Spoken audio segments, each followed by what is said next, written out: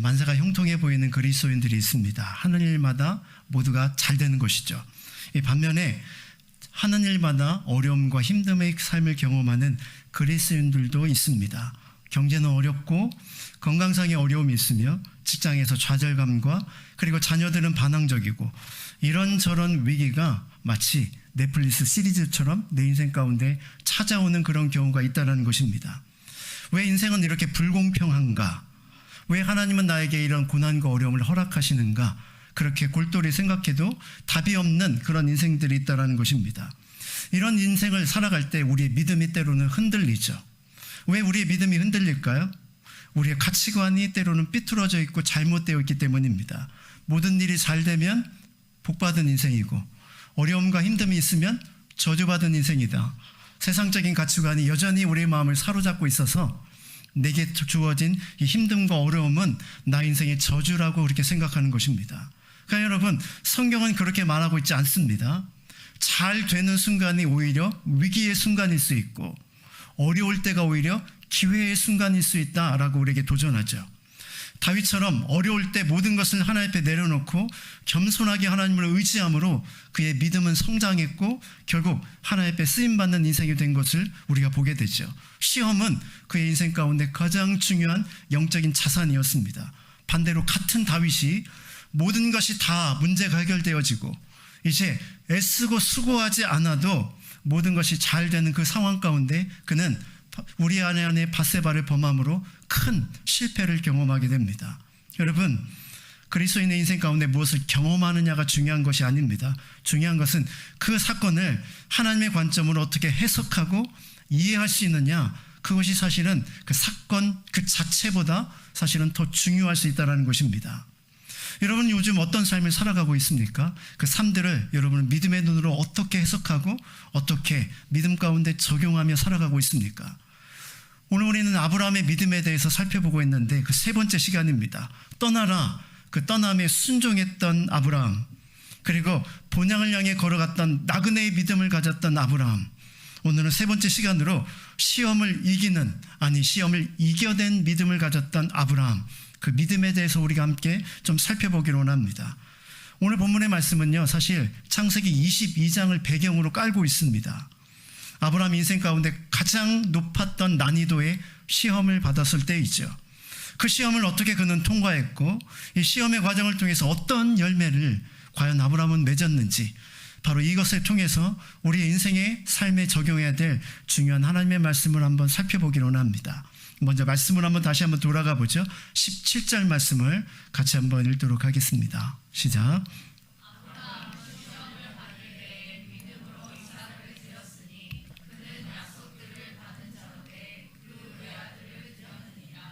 오늘의 배경은 그 외아들인 이삭을 바치는 사건을 다루고 있습니다. 근데 이 사건에 대해서 성경은 뭐라고 정의했습니까? 시험이다라고 정의를 했습니다. 본문의 배경이 되는 창세기 22장 1절도 이렇게 기록되어 있습니다. 그 이후에 하나님이 아브라함을 시험하시려고 라고 이렇게 되어 있습니다. 사실 시험이라는 단어만 들어도 사실은 가슴이 벌떡벌떡 사실은 뛰죠. 우리 학생들뿐만이 아니라 우리 장년들도 시험이라는 단어는 내 인생 가운데 조금 지우고 싶고 빼고 싶은 것이 사실일 것입니다. 그러나 여러분, 그래서 우리가 열심히 내 인생에 시험이 없고 평탄한 인생이 되도록 또한 열심히 하나님 앞에 기도하죠. 근데 여러분, 제가 장담합니다. 여러분의 그 기도는 절대로 응답되지 않을 것입니다. 하나님이 응답하시지 않는 기도가 있다면 시험이 없기를 바라는 우리의 기도이죠. 오히려 우리는 시험이 없기를 위해서 기도할 것이 아니라 시험을 바로 이겨내는 믿음을 갖기 위해서 기도하는 것이 우리의 적절한 기도일 것입니다. 왜냐하면 시험은 다 부정적인 것이 결코 아니기 때문이죠. 시험에는 두 가지 의미가 있는데 부정적인 의미와 긍정적인 의미가 다 있습니다. 오늘 본문에 나오는 이 시험하다 단어, 페이라조라는 그런 헬라어인데요. 이 단어의 뜻이 이렇게 되어 있습니다. 시도하다, 시험하다, 유혹하다. 여러분, 이 단어 자체에 이미 긍정적인 의미와 부정적인 의미가 다 들어 있습니다. 유혹하다, 즉 우리의 삶에 넘어뜨리기 위해서 주는 때로는 유혹의 시험이 우리에게 있다는 것입니다. 가장 확실한 예는 예수님이 40일 금식 기도를 마치고 사단에게 시험을 받는 유혹의 장면 속에서 우리는 발견하게 됩니다. 유혹은 사단이 우리에게 주는 것으로 우리를 넘어뜨리고 하나님과의 관계를 깨트리고 인간관계를 무너뜨려서 더 이상 하나님이 주신 은혜를 누리지 못하도록 하게 하는 바로 사단의 방법입니다. 만약 내 인생 가운데 유혹이 있다면 우리는 하나님의 말씀을 기억할 필요가 있습니다. 그 말씀이 무엇입니까? 늘 깨어 기도하라는 말씀입니다. 시험에 들지 않도록 깨어 기도하라. 시험이 우리에게 끊임없이 있다는 사실을 인식하고 기도하는 자만이 이 유혹을 이겨낼 수 있다는 것이겠죠. 또 하나 시험이 있습니다. 긍정적인 의미의 시험입니다. 오늘 본문에 바로 우리가 살펴보는 아브라함의 예가 그와 같을 것입니다. 아브라함이 받은 시험은 유혹이 아닙니다. 하나님이 그를 유혹하신 것이 아니라는 것이죠. 그것은 하나님께서 그에게 주신 테스트였습니다. 말 그대로 나의 영적인 상태를 확인하고 내가 무엇이 부족한지 무엇을 채워가야 되는지를 확인하도록 주시는 하나님의 테스트, 그것이 바로 아브라함이 받았던 바로 시험이었다는 것이죠. 그러면 아브라함은 바로 이 시험을 어떻게 받아내고 어떻게 이겨냈을까요? 창세기 22장 1절로 한번 돌아가 보면요, 이렇게 되어 있습니다. 말씀 한번 같이 한번 보겠습니다. 시작.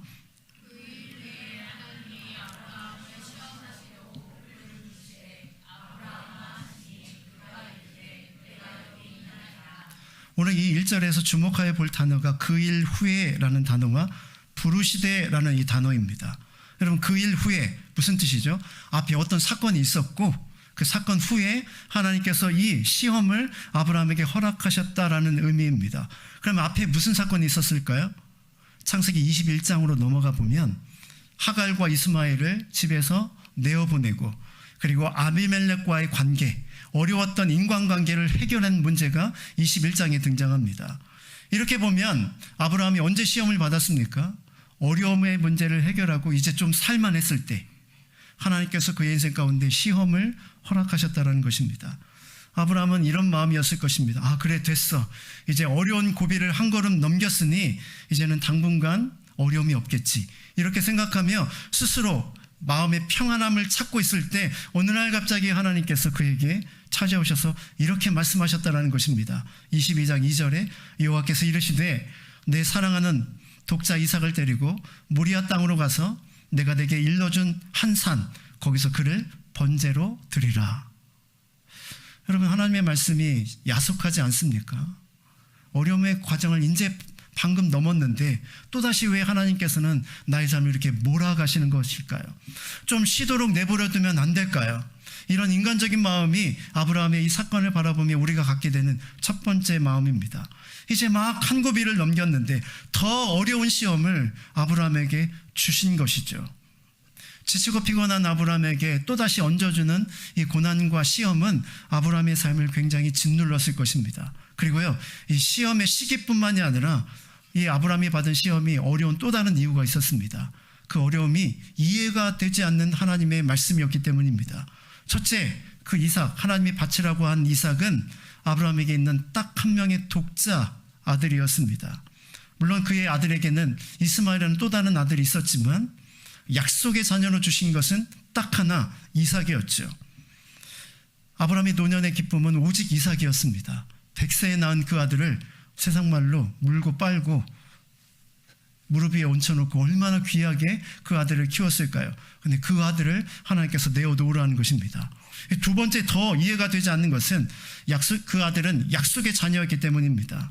만약 이 아들을 하나님의 말씀대로 죽인다, 그러면 어떻게 됩니까? 하나님께서 자신에게 주신 약속이 깨어지는 결과를 낳을 수밖에 없었죠. 하나님, 도대체 왜 이해가 되지 않는 이 말씀을 그리고 이 지금 시점에 나에게 허락해 주셨습니까? 아브라함의 입장에서는 이것을 도저히 받아들일 수가 없었을 것입니다. 여러분, 우리의 인생 가운데서도 시험은 이렇게 찾아옵니다.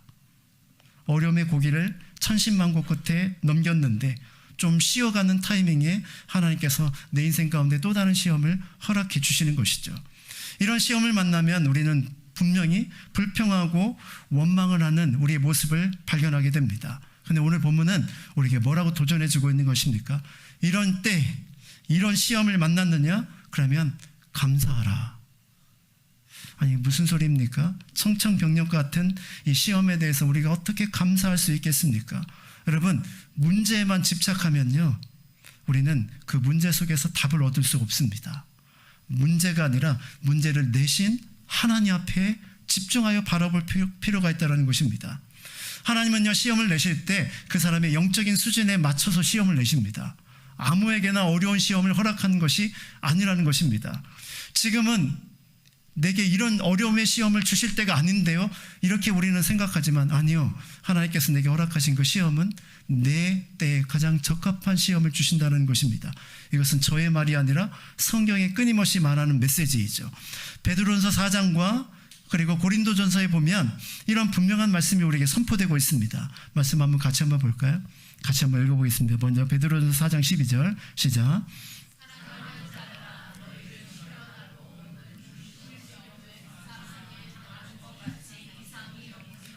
불시험에 대해서 어떻게 하지 말라고요?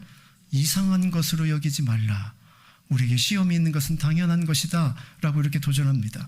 고린도전서 10장 13절에는 더 한 걸음 나아가서 이렇게 선포합니다. 시작.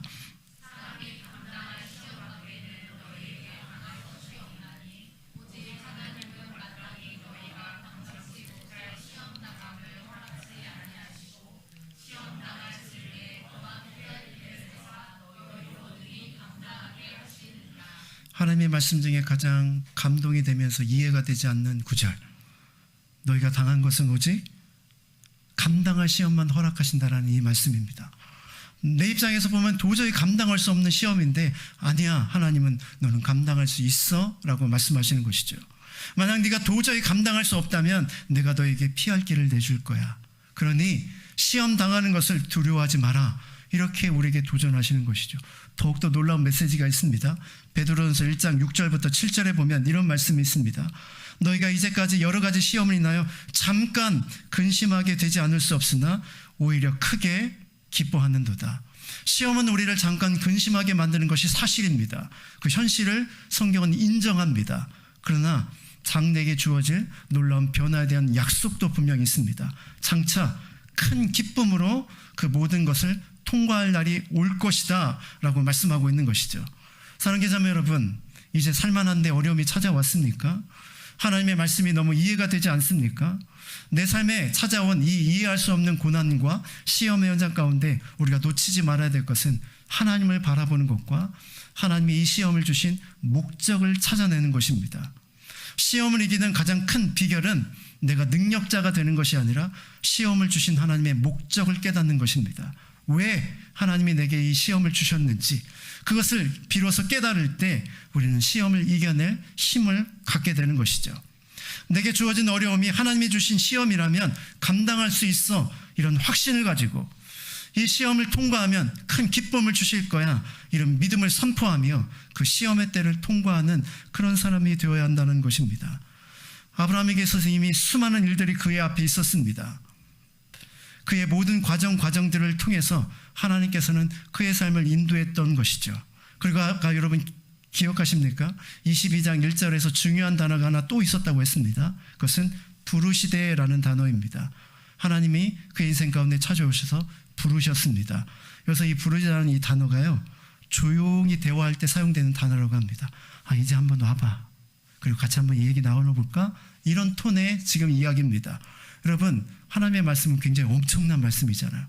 네 독자 한 명 그 있는 거 나한테 줘, 이 말씀인데 하나님의 부르심은 조용한 부르심으로 찾아왔습니다. 그런데요, 그 부르심 앞에 아브라함이 어떻게 반응하는지 아십니까? 하나님, 내가 여기 있습니다 라고 반응합니다. 여기서 우리는 하나님과 아브라함의 관계가 어떤 관계인지를 확인할 수가 있습니다. 우리는 하나님이 우리를 향해 엄청난 메시지로 찾아올 때는 깜짝 놀라죠. 왜냐하면 마치 내가 그것을 할 수 없는 것처럼 이미 내 마음 가운데 그런 마음이 가득 차 있는 것입니다. 그러나 하나님의 부르심에 아브라함은 바로 조용히 반응하며 하나님을 신뢰하며 끝까지 바라보는 믿음의 모습을 보게 됩니다. 사랑하는 자매 여러분, 여기서 우리는 중요한 시점을 발견하게 됩니다. 하나님이 그의 인생 가운데 찾아가시는 그 시점이 아브라함이 믿음으로 성숙해서 이제 무르익을 시점에 바로 그 시점에 하나님께서 그를 찾아가셨고, 하나님의 부르심 앞에 기꺼이 감당할 수 있는 준비된 아브라함은 또 그 부르심을 기쁨으로 받아들이는 모습을 보게 되죠. 이것이 바로 믿음의 성숙함입니다. 신앙생활 초기에는 받는 기쁨이 있습니다. 응답의 기쁨이 있죠. 그러나 여러분, 신앙생활을 성장하면 성장할수록 우리의 기쁨의 차원이 달라집니다. 그것은 무엇이냐면 들음의 기쁨, 내려놓음의 기쁨, 포기함의 기쁨으로 바뀌기 시작한다는 것입니다. 이해가 안 되죠? 내려놓는 것, 포기하는 것이 어떻게 기쁨이 될 수 있습니까? 아니요. 내려놓는 것, 포기하는 것이 또한 내 인생 가운데 찾아오신 하나님에 대한 믿음의 반응이기에 그것 자체가 우리에게 기쁨이 될 수 있다는 것입니다.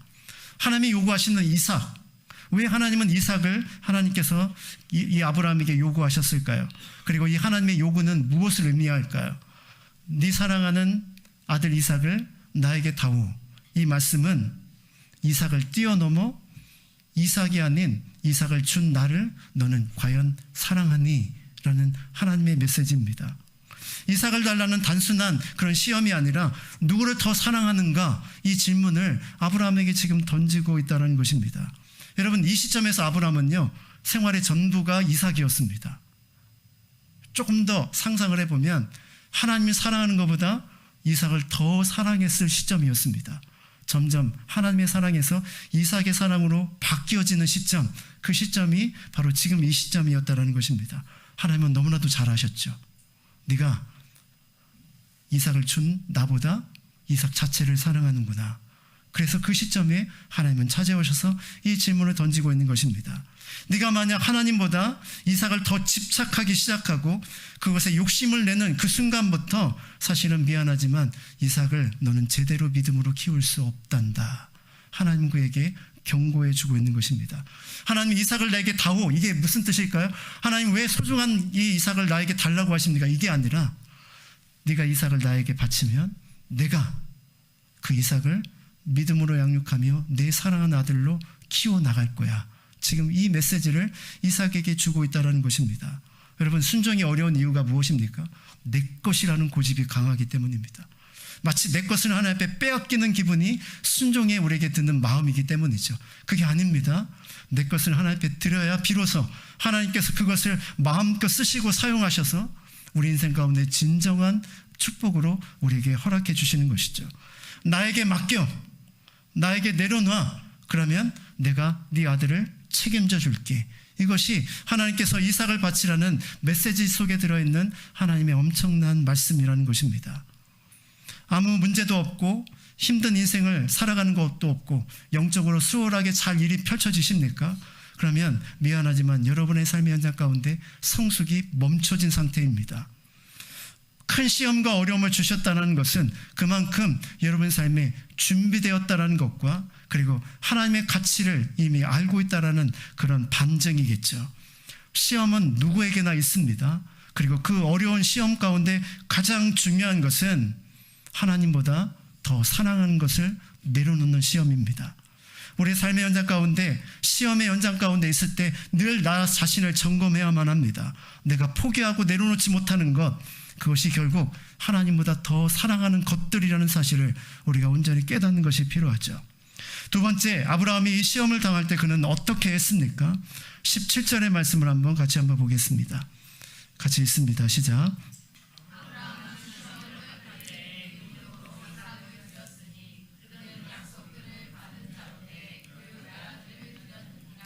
하나님의 요구에 대해서 아브라함은 반응했습니다. 이삭을 드리는 반응이었죠. 근데 성경은 그 드림에 대해서 뭐라고 정의했습니까? 믿음으로. 여러분, 과연 아브라함은 어떤 믿음으로 이삭을 드렸을까요? 그는 어떤 마음으로 이삭을 드리는 순종을 결단할 수 있었을까요? 여러분, 이 아브라함의 순종 속에 들어있는 이 단어의 의미가 얼마나 무겁고 힘듭니까? 여러분, 순종해본 사람만이 순종이 얼마나 어렵고 힘든지를 압니다. 아브라함이 자기 아들을 드리는 이 순종이 얼마나 힘든 순종이라는 것을 조금이라도 내가 순종해 본 사람만이 그것을 이해하고 알 수 있다는 것입니다. 그 정황을 한번 살펴보면 창세기 22장으로 돌아가 보면요, 하나님의 명령을 받은 후에 그 다음 날 그는 짐을 꾸립니다. 아들과 함께 몇몇의 종을 데리고 그리고 바로 제사할 때 쓸 장작과 횃불을 들고 하나님이 말씀하시는 그 길을 떠나가죠. 아브라함이 살던 곳에서요, 바로 하나님이 말씀하신 곳까지는 3일 길이었습니다. 3일을 걸어가는 길이라는 뜻이죠. 여러분, 이 3일 동안 무슨 생각을 했을까요, 아브라함이? 돌아갈까? 첫째 날을 보내면서 잠을 잘 수 있었을까요? 그는 잠을 자지 못했을 것입니다. 두 번째 날 저녁에 그는 어떤 마음이었을까요? 내일이면 내 사랑하는 아들을 하나님 앞에 드려야 되는데 여기서 포기하고 돌아갈까? 이런 수많은 생각들이 그의 마음 가운데 있지 않았겠습니까? 이 3일 길은요, 그가 돌이킬 수 있는 시간들이었습니다. 근데 이 3일 동안 아브라함은 무슨 생각을 했을까요? 아브라함은 믿음의 생각을 했다라는 것입니다. 19절의 말씀을 한번 볼까요? 19절 말씀 같이 한번 보겠습니다. 시작.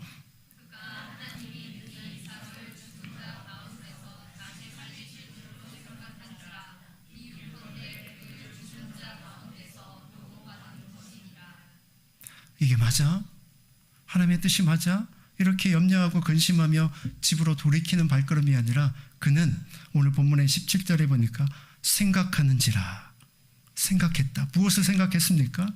하나님께서 이삭을 바치면 그 죽은 이삭이라도 다시 살려낼 것에 대한, 즉 부활에 대한 신앙을 그는 가졌다라고 이렇게 말씀하고 있습니다. 여기서 중요한 단어 로기조마이라는 단어가 있습니다. 생각하다라는 단어입니다. 아브라함의 순종은요, 그냥 무조건 순종한 것이 아니라는 것입니다. 3일 길을 걸어가면서 생각한 결과 결론을 내리고 이런 위대한 믿음의 순종을 하게 되었다는 것입니다. 충분히 생각한 끝에 내린 결론이 하나님께 이 아들을 드리면 하나님께서 다시 살리실 것이다, 이런 확신을 그가 붙잡게 된 것이죠. 여러분, 이것이 우리가 살아가는 삶의 방식과 바로 성숙된 믿음의 삶을 살아갔던 아브라함의 삶의 방식의 차이입니다. 시험을 만나면 우리도 생각하죠. 그 생각은 낙심으로 그리고 결국 포기로 이어지는 것이 우리들의 모습이라면 아브라함은 시험을 당해 생각했습니다. 그는 순종했고 그리고 그 순종의 결과는, 순종의 과정은 바로 하나님을 신뢰한 믿음의 확신이었다는 것입니다. 여러분, 도저히 이해할 수 없는 상황 속에서도 하나님이 하실 일을 바라보며 그분을 바라보았다는 것이죠. 그리고 그가 내린 결론이 창세기 22장에도 고스란히 드러납니다. 그가 어떤 결정을 했고 어떤 판단을 했는지 그의 행동을 통해서도 나타나게 되는 것이죠. 22장 5절 말씀을 한번 볼까요? 같이 읽습니다. 시작.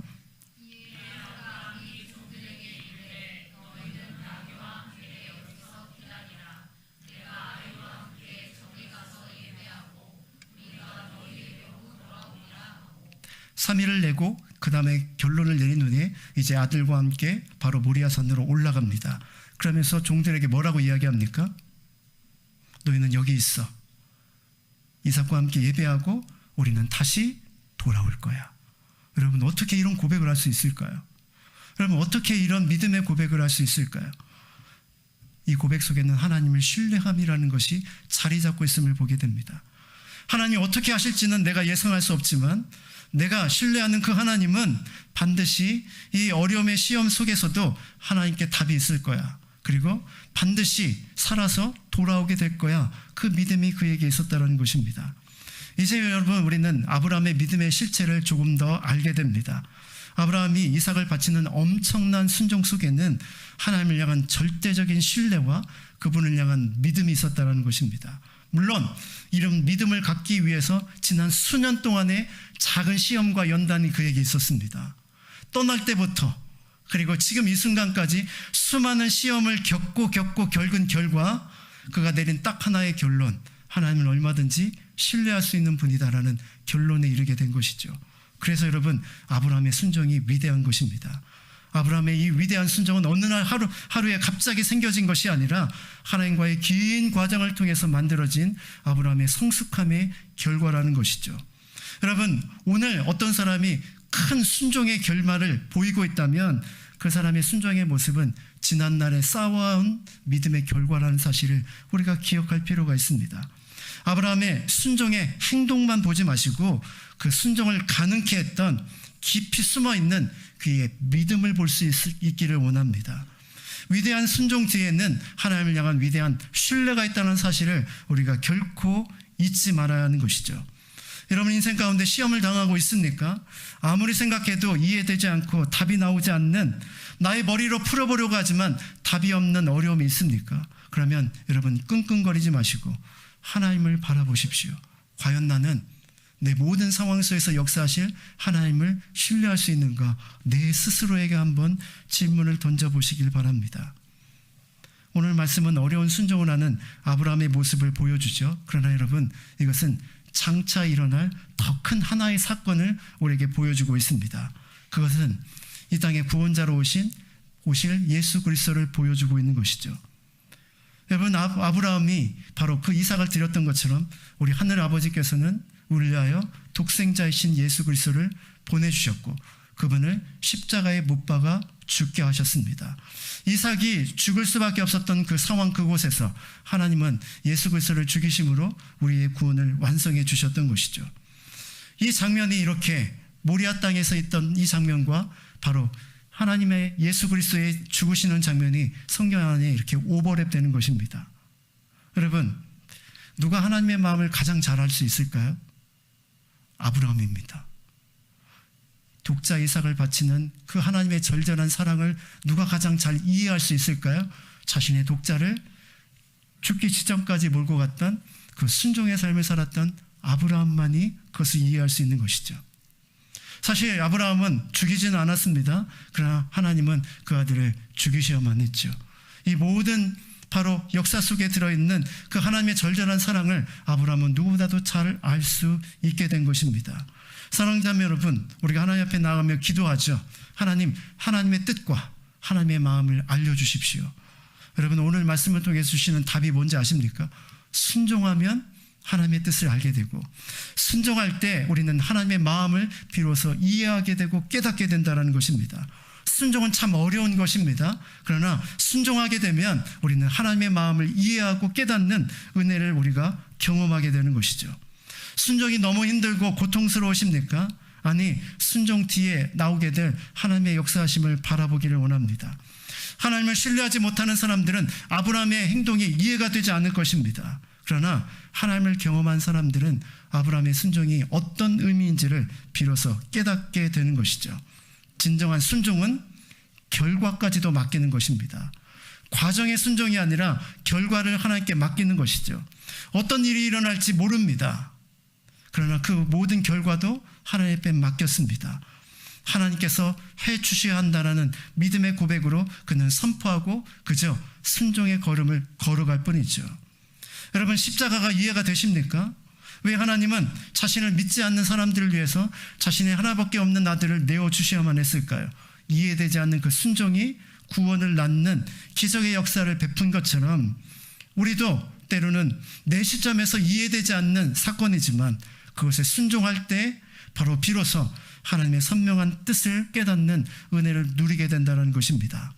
하나님을 향한 온전한 신뢰, 그것에 대한 절대적인 순종, 그리고 그 순종의 끝에 주어지는 하나님의 뜻을 깨닫는 은혜, 바로 그 믿음의 주인공이 저와 여러분이 되기를 주님의 이름으로 축원합니다. 아브라함의 인생에 여러 가지 시험을 만나고 이삭을 바치는 이 시험은 어렵고 힘든 시험이었습니다. 그러나 아브라함에게 있어서 이 시험은 마치 졸업고사와도 같은 시험이었습니다. 본토와 친척과 아비집을 떠나라, 이것이 입학고사였다면 네 사랑하는 독자 아들을 내게 바치라 라는 것은 바로 졸업고사와 같은 말씀이었다는 것입니다.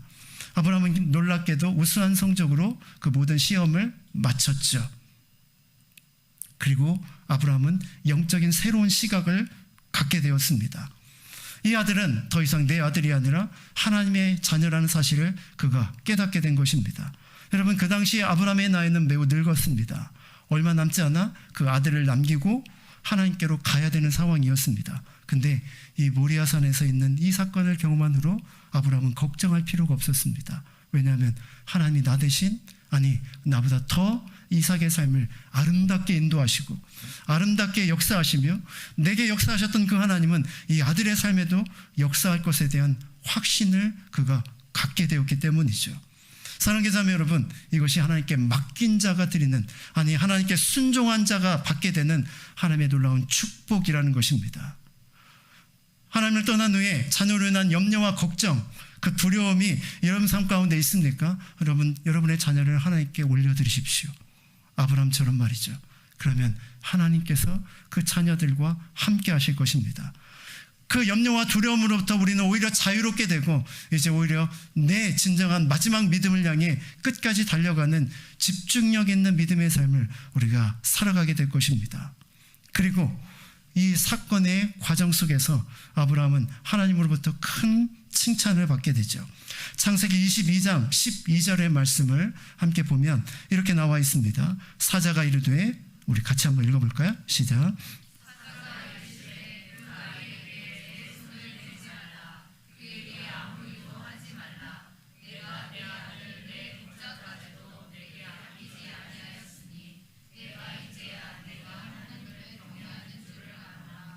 하나님이 받으시기를 원했던 것은 이삭이 아니라 이삭을 드리는 아브라함의 마음이었다는 사실을 우리는 발견하게 됩니다.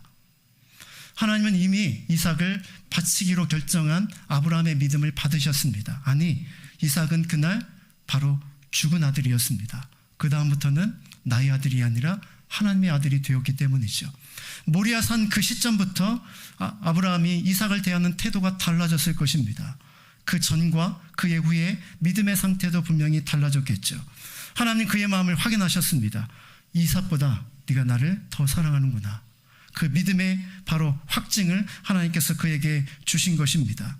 여러분, 시험을 통과한 자에게 주시는 하나님의 놀라운 상급 이전에 하나님께서 우리의 마음을 받으셨다라는 기쁨과 고백이 우리 안에 생기게 되는 것이죠. 이렇게 하나님은 시험만 준비하는 것이 아니라 시험을 통과하는 과정 가운데 바로 이해할 수 없는 그 사건을 통해서 우리에게 주시는 놀라운 은혜가 있음을 우리가 깨닫게 되는 것입니다. 그리고 우리가 이미 잘 알고 있는 하나님께서는 예비된 순양을 준비해 놓으셨죠.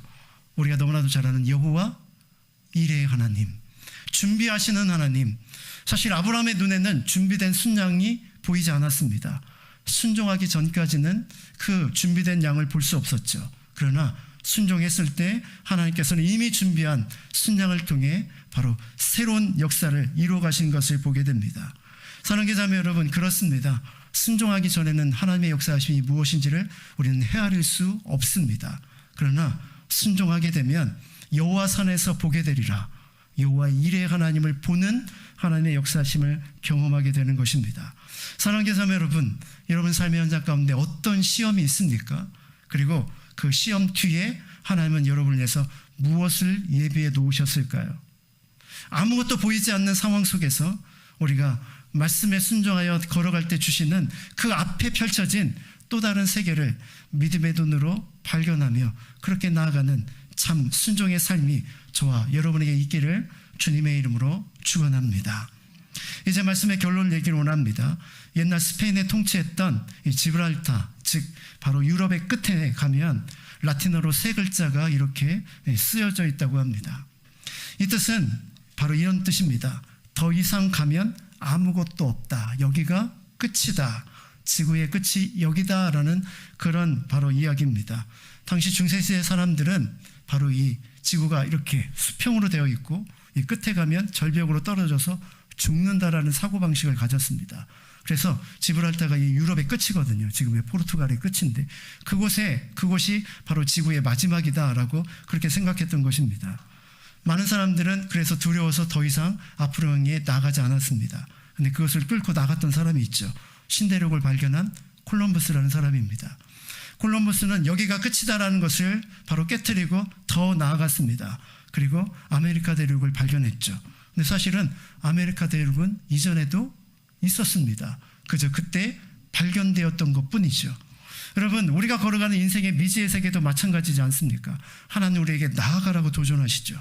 우리는 두렵고 떨므로 그곳에서 한 발자국도 나가지 못하여 거기서 주저앉을 때가 많습니다. 그러면 여러분, 나아가야 보여지는 새로운 세계가 있다는 사실을 여러분 기억하시길 바랍니다.